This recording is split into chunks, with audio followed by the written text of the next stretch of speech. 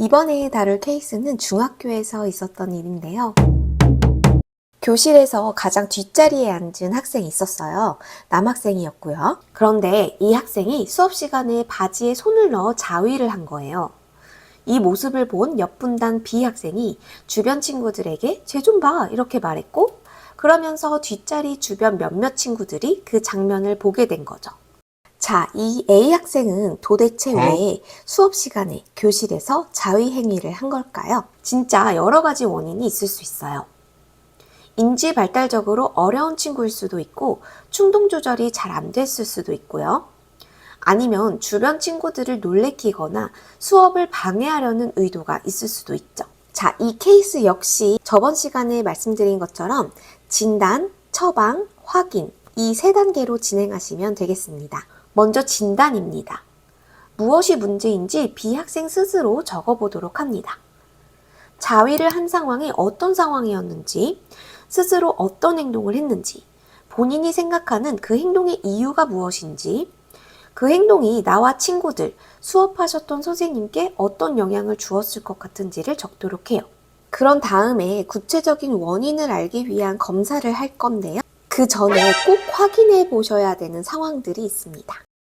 누군가 협박했거나 촬영, 유포 상황이 의심된다면 경찰 신고가 함께 이루어져야 하고요. 극단적 생각이나 다른 정신질환과 연관이 있다면 병원 치료와 병행되어야 하겠죠.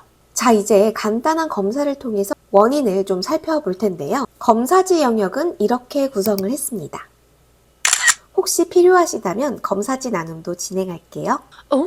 영역별로 점수를 합산해서 9점 이상일 경우 해당 영역이 이 문제 행동의 원인일 가능성이 높다. 이렇게 해석하시면 되겠습니다. 처방을 할 텐데요. 1번과 6번 영역은 병원 치료가 병행이 되어야 하는 문제이기 때문에 다루지 않고 2, 3, 4, 5, 7 영역을 다뤄보도록 하겠습니다.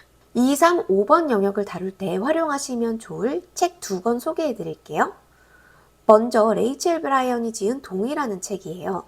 동해와 신체 결정권, 상호 존중에 대해 세상에서 가장 쉽게 설명한 가이드북입니다. 이 책으로 학생은 성적 행동에는 동의가 필요하며 동의를 받지 않은 상황에서는 그 행동을 하면 안 된다는 점을 알 수 있어요. 공공장소에서 허락되지 않은 성적 행동으로 다른 사람을 불편하게 한 자신의 행동을 돌아볼 수 있죠. 다음 소개할 책은 제인 폰다가 지은 돌직구 성교육이에요. 자위를 하고 싶은 충동이 들 때 어떻게 조절하면 되는지, 자위를 올바르게 하는 방법은 무엇인지를 알 수 있는 책이에요. 그냥 즐겁게 책만 읽을 수 없죠? 책을 읽고 새롭게 알게 된 내용과 더 알고 싶은 내용을 5개 이상씩 쓰도록 하고, 초반에 물었던 질문, 내 행동이 어떤 영향을 미쳤는지를 다시 물어서 책을 읽고 난 후에 변화를 체감하도록 해줘요.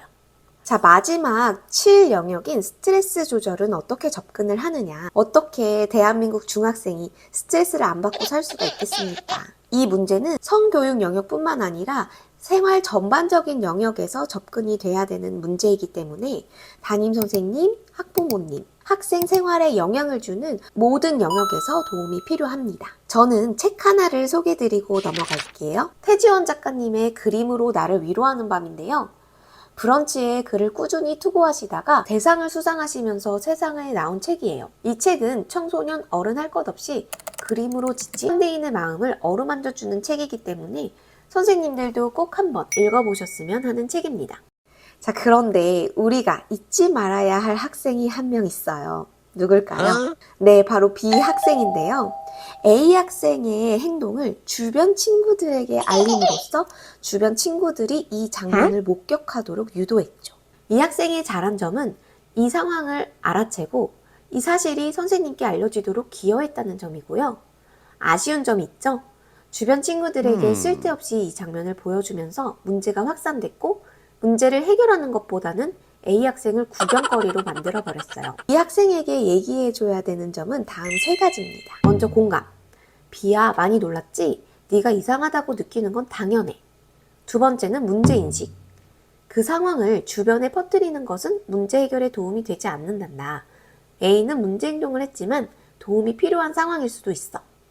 3번째는 대안 제시. 다음에도 이런 일이 있으면 조용히 비를 말려주거나 선생님께 바로 말씀드리는 것이 좋아 입니다. 또 이 상황을 주변 몇몇 친구들이 봤으니 당연히 소문이 퍼졌겠죠. 주변 학생에 대한 접근도 중요합니다. 이때 선생님이 읽어주실 수 있는 그림책을 하나 소개해 드릴게요. 바로 감기 걸린 물고기입니다. 학생들에게 소문에 대한 경각심을 심어줄 수 있는 책이에요. 마지막으로 확인인데요. 이 사건으로 심리적 충격을 받은 친구가 있는지, 영상이 촬영되거나 유포됐는지, 단톡방에서 이 내용이 회자가 되고 있는지, 별명이나 지속적 놀림이 있는지를 확인해서 세심하게 학생들이 학교 생활에 적응해 나갈 수 있도록 도와줄 수 있어요.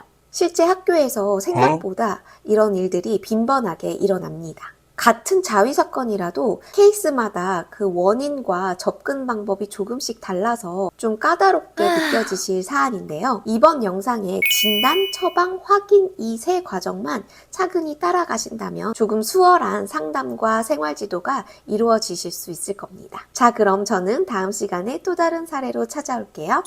안녕.